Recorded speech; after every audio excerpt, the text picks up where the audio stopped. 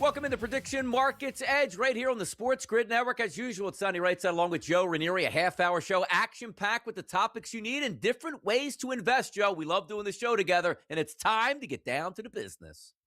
It's great, too, Donnie, because we are not that far away from of course, they call it madness for a reason, the month of March here. Got a lot going on in the sports landscape.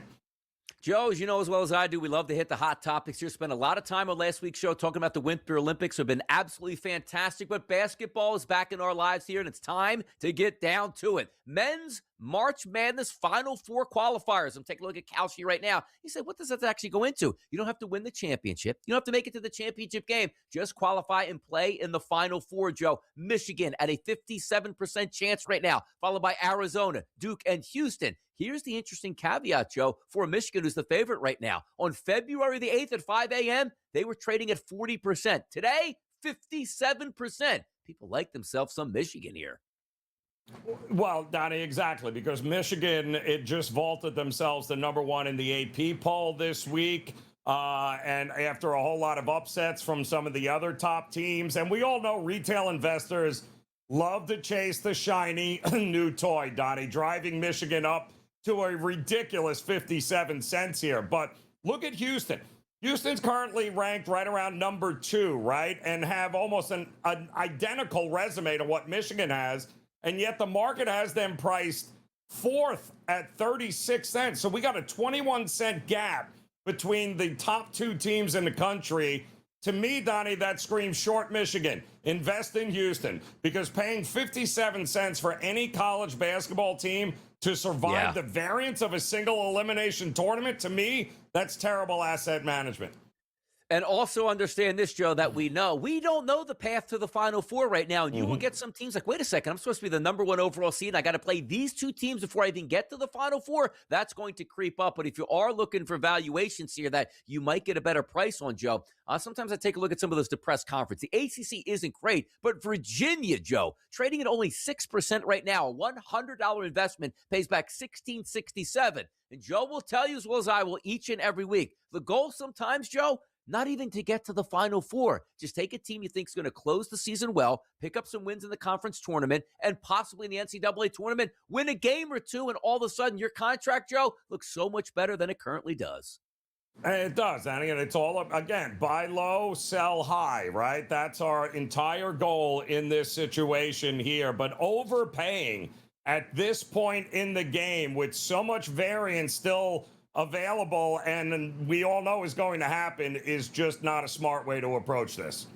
And how about this, Joe? Taking a look at the NBA, going to the professional ranks here. We're trying to jockey for position down the stretch, as we say they go, into the playoffs. If we take a look at OKC, roughly 26 games left on the schedule. They're in the low 40s with victories here, with 56 total games played. So if you're looking at them for winning possibilities here, here's the tough part to play it out, Joe. So many times we see, what's the even flow of a season? Which means, last year, OKC, we're the best team in the NBA. We want to prove we're going to go all out in the regular season. Then we want to win an NBA championship. Season number 2, looking to go back-to-back, Joe. Do they put their gas pedal down at the end of the season to rack up as many victories as possible? Or do they play the slow game, which means, yeah, we're going to be in there. 1, 2, or 3 seeds here. We'll be just fine. Let's just get there healthy, because now we're asking how many wins OKC is going to have this season. Trading at 55-plus wins, that's 98%. You want to get a little tricky, Joe, investing in 60-plus wins, only at 71%.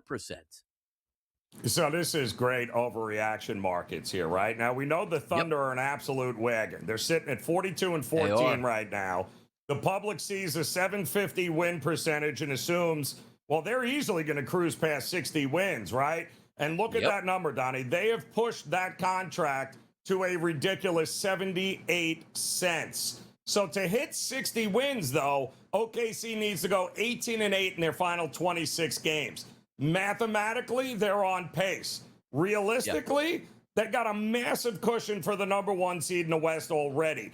I don't think the numbers are pricing in those rest days for SGA or Chet Holmgren as they get a little bit closer. So to me, this is all about shorting the yes at 78 cents and take the value by expecting them to have less success in the second half because they don't need it. I think you're right about that. And also understand this. We were talking about OKC to start this season. Could they actually challenge the best record in the history of the NBA? That's not the case here. The goal now, Joe, win a championship. Winning extra games down the stretch might not factor in all that much to them. How about Utah? Let's go opposite end of the spectrum. 18 wins on the season, Joe. Contract prices, can they get to 25-plus wins? Trading at 38% right now at this point. If you take a look at Utah, and I'm going to ask you this question as well. The NBA is very upset with tanking. Utah seems to be right in the middle of that. Does that mean they squeeze out an extra couple wins to avoid more fines? Or, hey, don't read into it. They're just bad. They're going to lose anyway, Joe. The great thing about predictive market algorithms and the opportunity to get value here, Donnie, it happened in situations like this where, listen, the Jazz 18-38, right?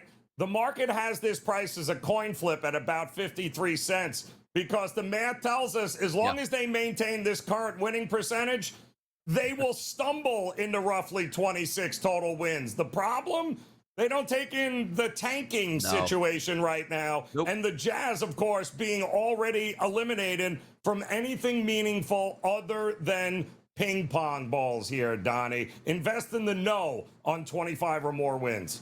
What Joe is saying here basically is this team is trying to lose, and you want to take them to actually win games? Yeah, that doesn't make too much sense here for the pocketbook. We'll see how that one turns out. How about this one, Joe? Great topic in the NBA. When will Jason Tatum play his first game of the 2025-2026 season? Before March 15th, 2026, trading at 62%. Before April 13th, 79%. Before June 20th, which is roughly the NBA Finals, 89% here. Now, that 13th date is interesting. It's right around the playoffs. For me, Joe, I do think he comes back, but is it smarter to take a no contract, figuring that if the Celtics get upset early in the playoffs, he has no chance for it? We're sort of aiming at the playoffs and extended time here. Are we smart to take him to the yes, or just fade the no and say, take your time, Jason, come back next year healthy. Don't rush this thing.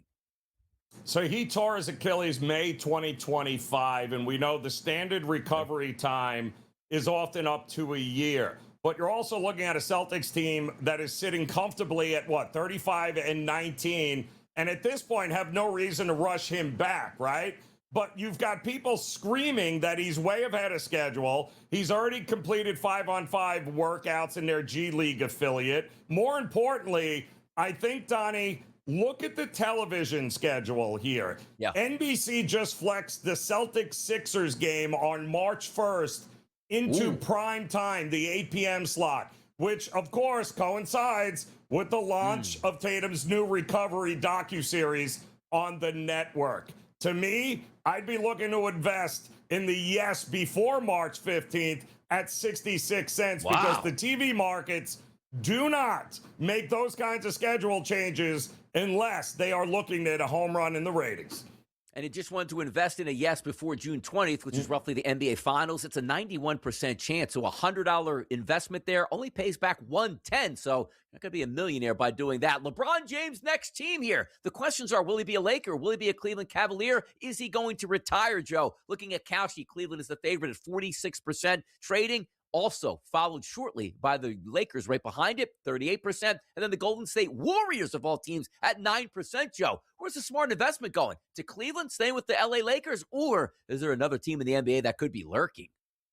Yeah, I mean, the hometown farewell tour, Donnie, is dominating the headlines. And now the Cavs are at 46 cents. But the math required to get him to Cleveland doesn't work. He'd have to take a staggering $48.5 million pay cut to sign for the veteran minimum. I don't see that happening anytime soon here, Donnie. I would short Cleveland and invest with the stay with the Lakers or retire at 39 cents.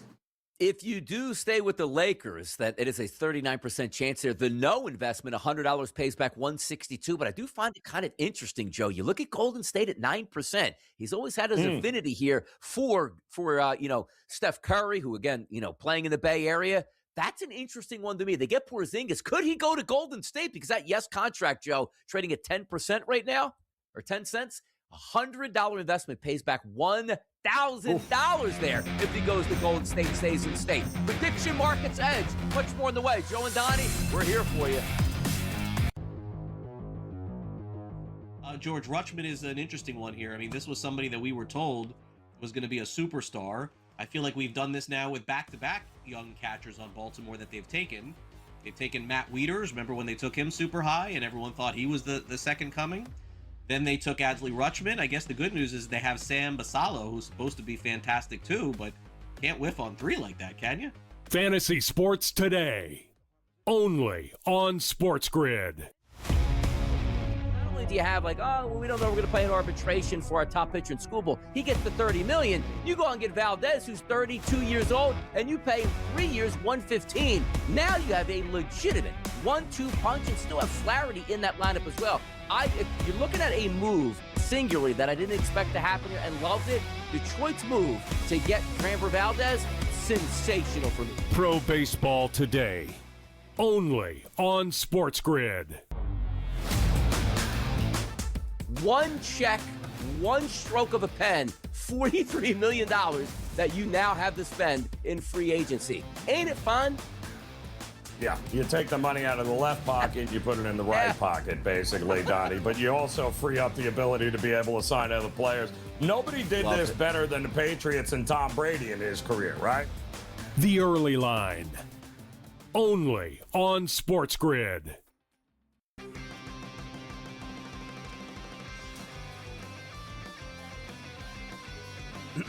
Class is in session. Today, let's talk about the teaser. A teaser is a multi-leg bet where you shift the point spread in your favor. You get better numbers, but every selection has to win. It doesn't matter what you bet if you don't have the insights. Tune into SportsGrid and get ahead of the class.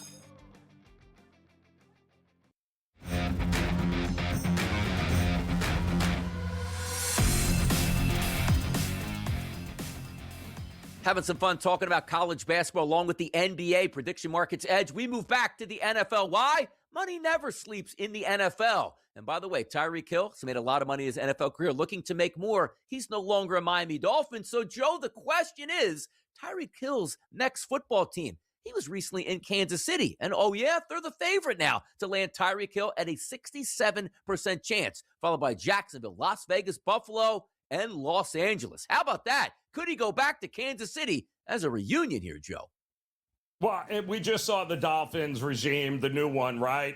Release Hill to clear what? Nearly $23 million in cap space. And almost immediately, of course, Tyreek Hill posts a Snapchat and geotags himself in Kansas City wearing his old Chiefs uniform, right? So retail investors saw that post. Also looking at it with Chris Jones openly recruiting him on X. And yeah, they all smashed the yes button. Now we're looking at Kansas City at 73 cents. But the market is pricing a social media post instead of like it's a signed contract. So the reality is Hill's a 31-year-old receiver coming off a devastating dislocated knee and torn ACL. I mean, are we really sure that anybody's going to be knocking even Kansas City is even going to be healthy enough to play in 2026?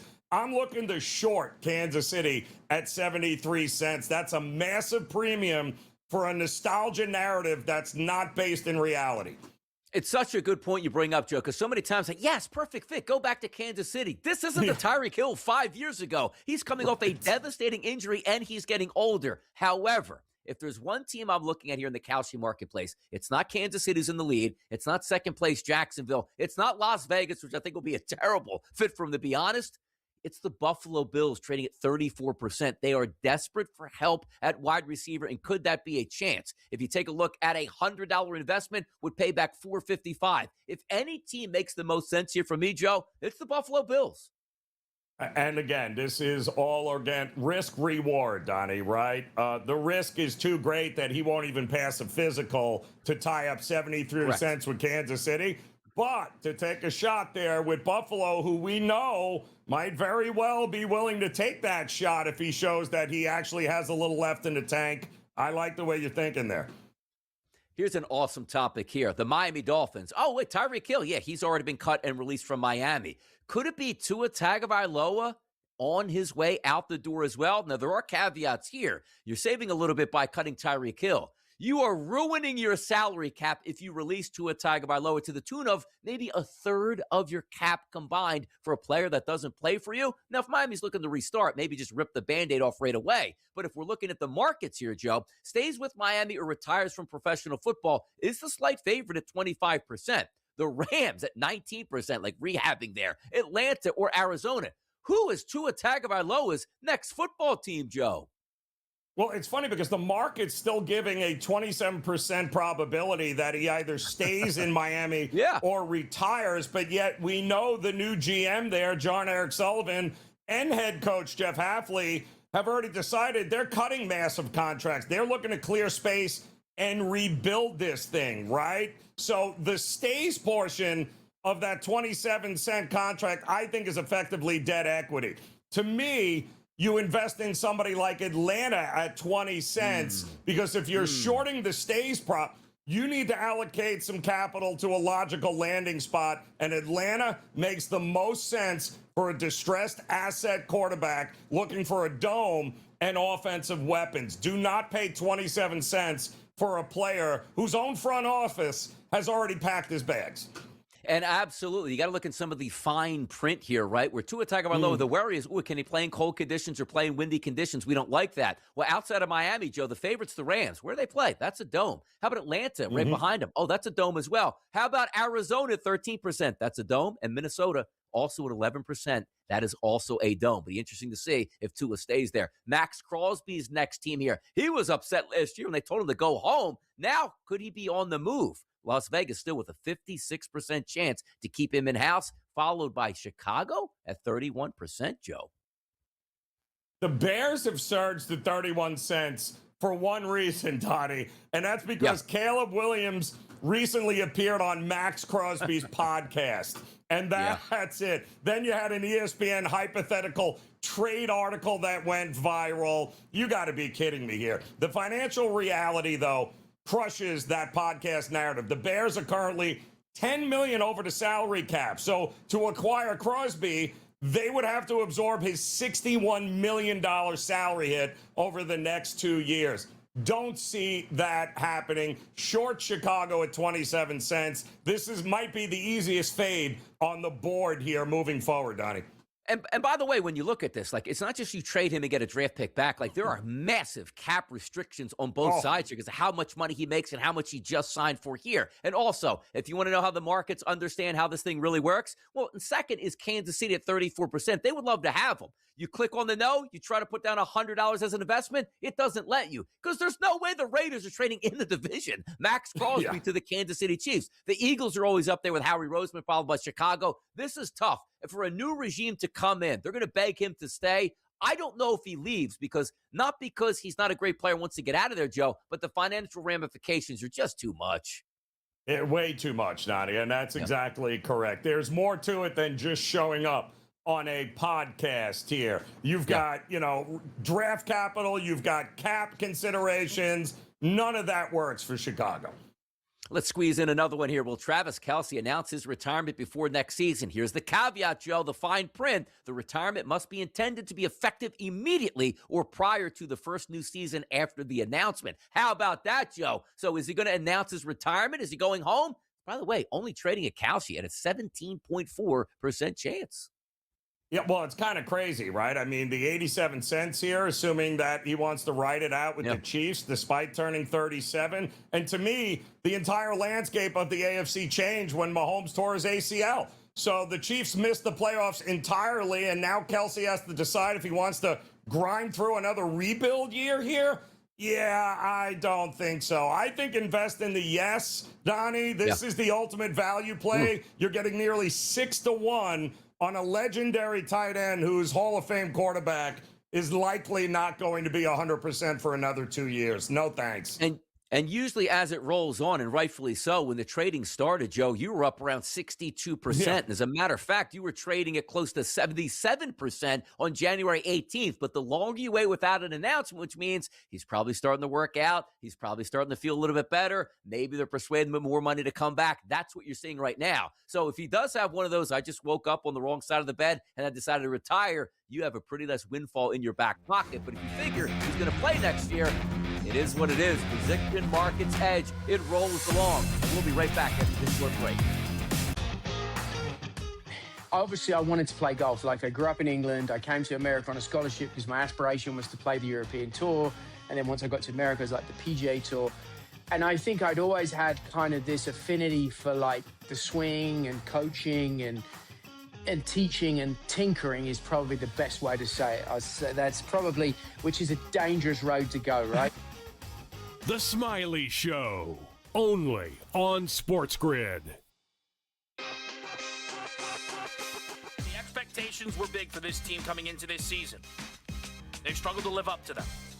When you think about the 4 losses for Purdue, they've really felt ugly. Iowa State smashed this team in their building. They dropped the game to UCLA and followed it up by losing at home to Illinois. Game time decisions, only on SportsGrid.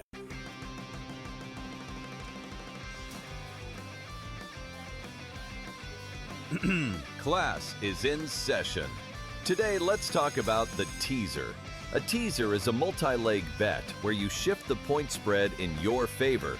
You get better numbers, but every selection has to win. It doesn't matter what you bet if you don't have the insights. Tune into SportsGrid and get ahead of the class.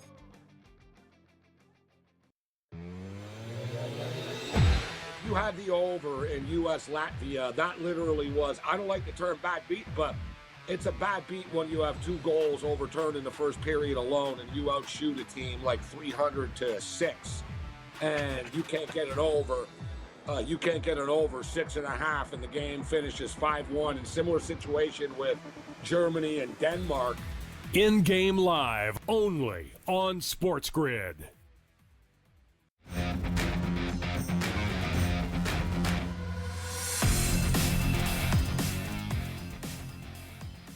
Prediction Markets Edge. We're right back here. Donnie Rightside along with Joe Raineri on the SportsGrid Network. Joe, last week we started a pretty fun topic here. We got to look back at some of the advantages you possibly could have cashed in. Here's our Back to the Future segment.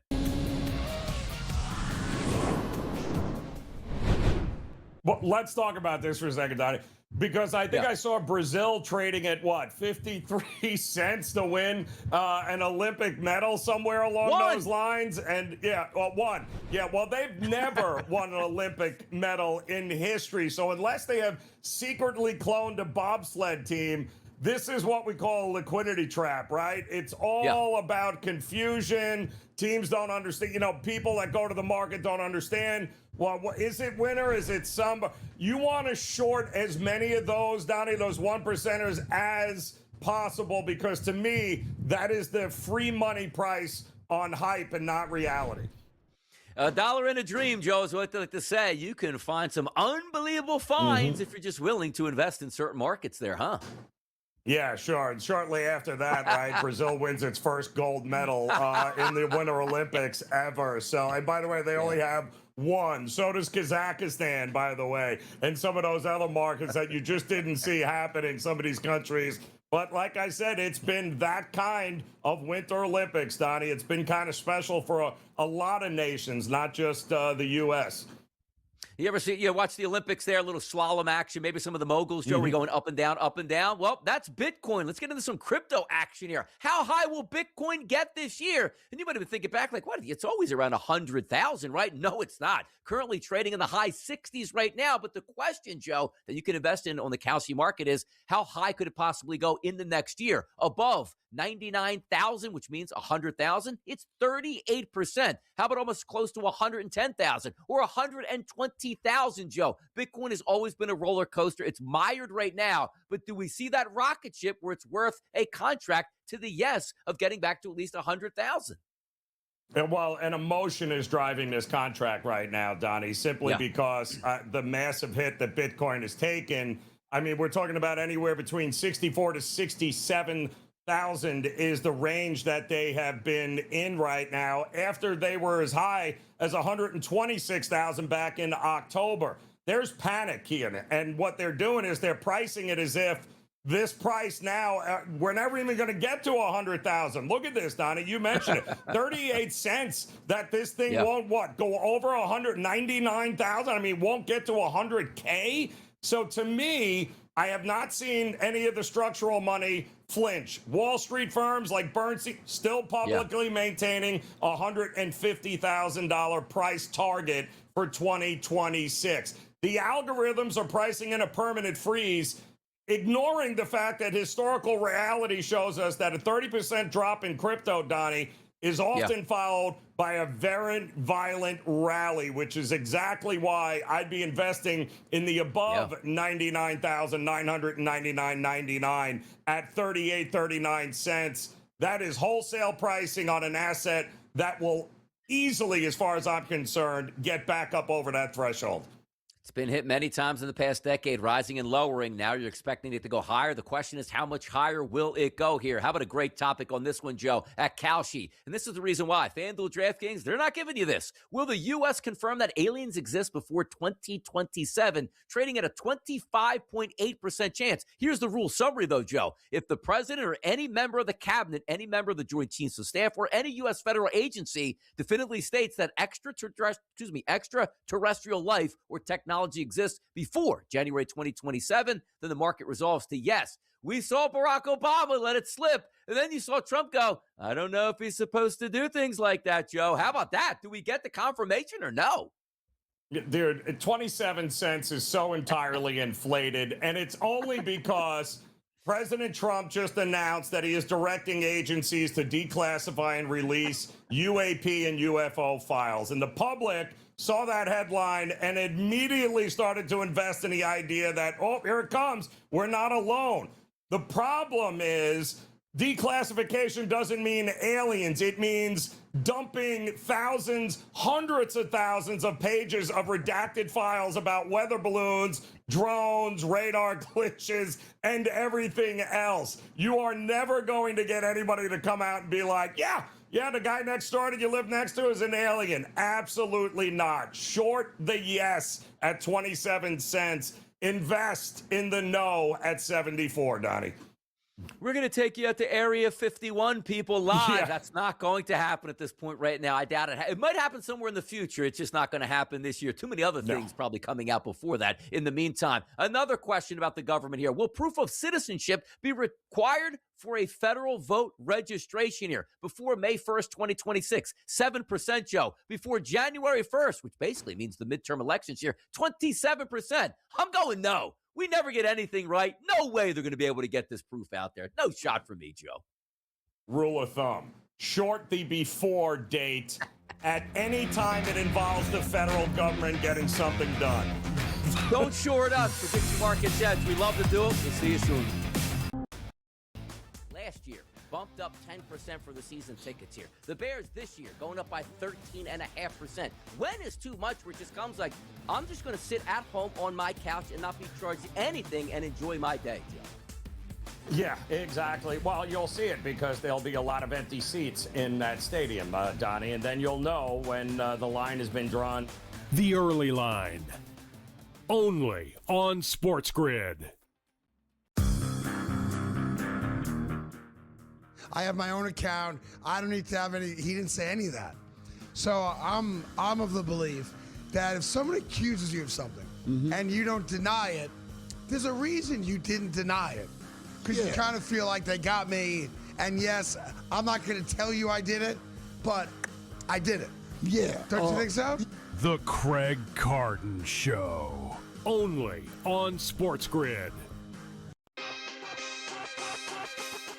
I actually, and I ended up adding this since our show started here, Rohit, but his points prop tonight at 20.5 is the same number from the Iowa State game. That's a bit of a mistake, right? When we consider the gap in opponents here. I think Peterson specifically steps up.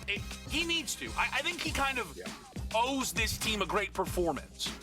Game time decisions. Only on SportsGrid.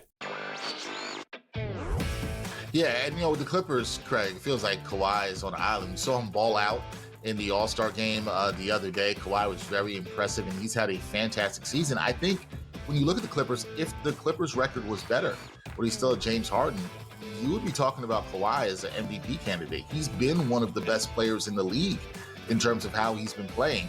He's been fantastic. Newswire. Only on SportsGrid.